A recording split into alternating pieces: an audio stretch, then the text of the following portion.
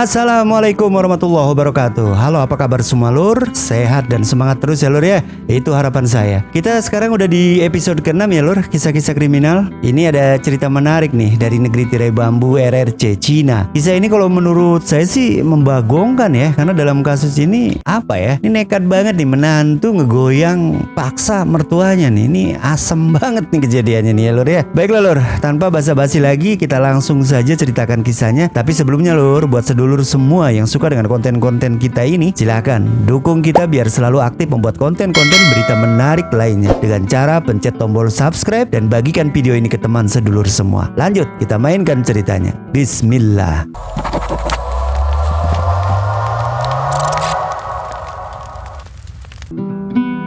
Kata orang sih, kesetiaan dalam sebuah hubungan merupakan hal yang penting. Jika hal tersebut dirusak dengan perselingkuhan, bukan gak mungkin hubungan pun akan hancur bubar bos. Tak hanya hancur, pihak yang diselingkuhi bahkan bisa melakukan apa saja, seperti balas dendam yang nekat, seperti yang dilakukan pria dari Cina yang bernama Wang Tian. Dia merupakan pria dengan penampilan standar alias ala kadarnya. Tampangnya pas-pasan ya lur, alias gak ada yang dilebih-lebihin. Ya, dia juga berperawakan pendek dan tidak punya bakat. Meski begitu, Wang Tian ini berasal dari keluarga kaya bos. Keluarga banyak duit bos, banyak dolang. Dan dengan kekayaan yang dimiliki oleh keluarga Wang Tian, sangat membantu dalam mencari calon istri. Wang Tian akhirnya menikah dengan seorang gadis cantik. Gadis cantik itu bernama Liu Duoduo. Liu Duoduo memiliki penampilan yang menarik, cantik, dan perawakan bab model yang sedang kebanjiran job. Dia sebenarnya punya banyak pilihan pria nih, namun setuju saja saat dijodohkan dengan Wang Tian. Ditambah lagi, ibunya si Liu Duoduo, yaitu Ibu Liu Fang, menginginkan perjodohan itu. Ya iyalah bos, di calon menantu kan orang tajir, dolangnya berlimpah bos. Nah, Ibu Liu Fang berharap dengan kekayaan yang dimiliki oleh keluarga calon menantunya itu, maka masa depan anaknya si Liu Duoduo akan terjamin dan tidak kekurangan. Singkat cerita, akhirnya pernikahan antara Wang Tian dan Liu Duoduo dilangsungkan dengan acara pesta yang besar-besaran yang meriah ya. Dalam menjalani rumah tangganya yang masih baru, ia tidak membenci Wang Tian, namun juga tidak menyukainya. Liu Duoduo hanya merasa tidak cocok dengan kehidupan pernikahan, dan hal ini memang tidak diungkapkan pada ibunya ataupun kepada calon suaminya pada saat acara perjodohan sebelumnya. Karena memang Liu Duoduo hanya ingin menyenangkan ibunya dan menyenangkan dirinya sendiri dengan harta yang dimiliki oleh Wang Tian. Ini udah punya modus nih si Liu nih. Karena memang ibunya Liu Duoduo mengharapkan perjodohan itu menjadi pernikahan. Si ibu merasa harta dari keluarganya Wang Tian nih pasti akan mengangkat derajat keluarganya. Iya, yang namanya harta di mana-mana sama aja ya. Alasannya ngangkat derajat. Sehingga pujian dan kata-kata indah tentang anaknya dia ceritakan ke Wang Tian dan keluarganya, bahwa Wang Tian tidak akan salah pilih dengan anaknya yang cantik, sopan, baik, dan penuh bakti nantinya ke dia. Karena dari awal hidup dan hatinya Liu Duoduo tidak memiliki komitmen untuk membangun rumah tangga yang harmonis dan menerima Wang Tian dengan segenap cinta, akhirnya ya kayak gitu aja ngejalanin rumah tangganya. Oleh karena itu, setelah pernikahan dilangsungkan dan menjalani hidup sebagai suami istri, Liu Duoduo kembali ke tabiat aslinya. Dia perlihatkan sikap dan kebiasaan buruknya tanpa takut sama sekali ke Wang Tian. Setiap minggu yang layap kemana-mana. Ia pergi ke klub malam untuk bernyanyi, menari, dan bersenang-senang dengan teman-temannya. Semua pria yang dilihatnya menarik dia temui di klub malam itu. Dia gak segan-segan ngajak ngobrol dalam suasana bar malam yang remang-remang setiap pria yang dia temui. Dia tebar pesona untuk memikat laki-laki yang di matanya menarik dan dia sukai nih ya. Dia melupakan, bahkan terlupakan bahwa dia sesungguhnya adalah istri sah Wang Tian. Dan pada akhirnya nih ya, Li Duoduo berselingkuh dengan seorang pria yang ditemuinya di klub malam itu. Sejak saat itu, si Liu ini sering menggunakan alasan pekerjaan untuk berkencan, pergi makan, dan belanja dengan kekasih gelapnya ini. Ya, orang kalau udah bohong sama pasangan biasanya terus saja bohong dan hobi banget sama bohong. Mereka juga sudah melakukan hubungan layaknya sepasang suami istri ya. Dan itu terjadi berulang-ulang gitu. Suatu hari Wang Tian pergi jalan-jalan di akhir pekan. Dia pengen banget lihat taman yang baru dibangun di dekat rumah. Hanya sedikit orang yang lewat pada saat itu yang ada di taman itu. Dan pada saat Wang Tian berjalan ke arah taman itu tanpa disengaja melihat mobil istrinya diparkir di sudut jalan. Dia menganggap istrinya Liu Duoduo mengalami masalah pada mobilnya. Tapi saat dia melangkah dan mata terus tertuju pada mobil Liu Duoduo, Wang Tian dibuat kaget, terkejut dan tambah penasaran. Karena dia perhatikan mobil istrinya itu nampak goyang-goyang bos, goyang-goyang bos. Kontan saja Wang Tian mempercepat langkahnya untuk sampai ke mobil istrinya yang terparkir di sudut taman yang sepi itu. Ketika langkah kaki sudah berada di samping pintu mobil, dia nyoba nih ngelongok ke arah dalam bagian mobil dan ia mendapati Liu Duoduo sedang berhubungan fisik dengan pria lain. Keduanya begitu asik bercumbu sehingga nggak melihat kehadiran Wang Tian di luar mobil. Ini saking asiknya kali ya. Ada orang ngintip, nggak ngeh dia. Wang Tian sangat marah, tidak menyangka istrinya melakukan hal memalukan itu di belakangnya. Wang Tian ambil ponsel miliknya dan mengarahkan kamera ke dalam mobil, memotret kejadian yang sangat-sangat membuat tangannya bergemetar karena menahan marah. Menggelegak dia nahan marah nih bos. Di saking marahnya mungkin rambutnya udah berdiri ya. Kayak film kartun itu kan kalau marah rambutnya berdiri tuh. Tapi Wang Tian berpikir panjang dia. Dia nggak begitu ngelabrak begitu saja ya. Pada saat itu istrinya yang sedang asik tingkat tinggi kali ya. Ia lebih memilih pulang ke rumah dalam keadaan marah, murka berbaur di benak kepalanya. Ketika sudah sampai rumah, ibu mertuanya melihat Wang Tian dalam keadaan seperti itu terkejut dan bingung. Ada apa dengan Wang Tian? Oh iya lor, Wang Tian ini masih tinggal bareng ya sama ibu mertuanya. Dia belum bikin rumah sendiri sama istrinya ya. Mungkin Wang Tian lagi nyari-nyari tanah kosong kali ya, yang harga NJOP-nya masih rendah kali. Melihat menantu laki-lakinya pulang dengan agresif dan muka memerah, seolah memendam sesuatu yang membuatnya kecewa atau terluka, ibu mertuanya yaitu Ibu Liu Fang mencoba bertanya, "Mengapa kamu kembali begitu cepat? Bukankah taman itu sangat cocok untuk berjalan kaki?"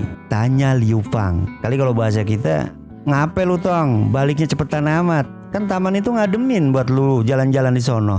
Kali ya. Mendengar itu kemarahan Wang Tian semakin kuat. Dia berbalik nanya ke ibu mertuanya, "Apa lu kate? Gue mesti balik lagi ke taman. Terus ngapain dia di sana? Mau ngelanjutin perbuatan bejatnya ketika gue nggak ada di rumah?" Ini Wang Tian kayak orang condet pakai Betawi ngomongnya. Mendengar jawaban yang nyampur dengan pertanyaan, Ibu Liu Fang tak paham dengan apa yang dikatakan sang menantu nih. Ya abai aja, ya tinggalin aja dan lebih memilih nonton televisi daripada harus mendengarkan Wang Tian yang lagi ngoceh-ngoceh dengan sumpah serapanya. Sampai pada akhirnya Wang Tian berkata atau mengungkit-ungkit masa lalu tentang penyebab perceraian dari ibu mertuanya itu. Dia mengatakan bahwa penyebab perceraian dari ibu mertuanya itu dikarenakan Ibu Liu Fang tidak setia terhadap suaminya, sehingga suaminya meninggalkan dia dan menceraikan dia. Dan berdasarkan pemikiran itulah yang menduga bahwa ketidaksetiaan istrinya yaitu Liu Duoduo itu akibat dari turunan atau warisan dari ibunya yang memang tidak setia pada suaminya yang terdahulu. Hingga perbuatan tidak setia atau tidak memiliki kesetiaan terhadap pasangannya itu menurun pada anaknya si Liu Duoduo. Itu yang ada di benaknya si Wang Tian melihat kelakuan bejat istrinya dan penyebab dari ketidaksetiaan istrinya itu. Mendengar kata-kata menantunya yang tidak sopan dan kelewat kurang ajar ini, nih Ibu Liu Fang merasa marah dihina menantu dengan kata-kata seperti itu. Ia segera menegaskan kalau putrinya tidak bersalah. Dan pada momen itulah Wang Tian merogoh saku celananya, mengambil ponsel dan dia membuka galeri dari hasil foto yang dia foto di taman tadi. Dia sambil memperlihatkan sambil bertanya begini ke mertuanya, "Apakah ini putrimu?" Tanya Wang Tian sambil menunjukkan bukti foto istrinya yang sedang bercumbu dengan pria lain. Kontan saja melihat foto tersebut, Ibu Liu Fang lesu dan terdiam. Ia kemudian mencoba menenangkan dan menghibur Wang Tian nih. "Udah tenanglah tong, sabar tong, istighfar tong, istighfar tong." Mungkin begitu kali ya kalau orang kita.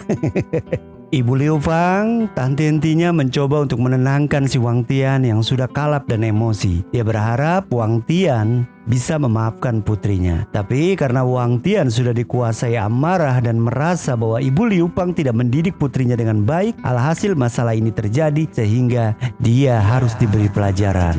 Wang Tian yang sudah dikuasai marah emosi, dan nafsu. Tanpa pikir panjang, dia melabrak ibu mertuanya. Dan yang lebih sadis serta biadab, dia memperkosa ibu mertuanya. Digoyang paksa juga nih ibu mertuanya nih, si anak nih ya. Asem banget nih orang nih. Melihat tindakan membabi buta dari menantunya, Ibu Liu Fang ketakutan dan dia melakukan perlawanan sehingga dia meraih sebuah pisau di meja buah dan menikam tubuh Wang Tian. Wang Tian ditikam dengan pisau kayak begitu, dia langsung tersungkur dan terjatuh ke tanah. Mendengar suara gaduh dan ribut dari rumah Ibu Liu Fang, tetangga berdatangan dan menyaksikan Wang Tian sudah terkapar di lantai. Akhirnya para tetangga membawa Wang Tian ke rumah sakit untuk dirawat. Setelah Wang Tian nih udah keluar dari rumah sakit dan udah dirasa seger buger oleh pihak rumah sakit, akhirnya diizinkan balik. Dan tidak berhenti sampai di situ, ibu bapaknya Wang Tian atau keluarganya Wang Tian mengajukan gugatan bahwa Ibu Liu Fang atau mertuanya dari si Wang Tian ini sengaja melakukan tindak kejahatan dan sengaja ingin mencelakakan anaknya, yaitu si Wang Tian. Sampai akhirnya nih kasus ini berlanjut ke pengadilan. Tapi hakim berpendapat lain dan punya keputusan sendiri bahwa apa yang dilakukan oleh Ibu Liu Fang adalah bentuk pembelaan diri yang cukup sehingga dia tidak harus bertanggung jawab secara pidana. Ibu Liu Fang pun hanya harus diwajibkan membayar ganti rugi perdata menurut hukum di Cina pada saat itu.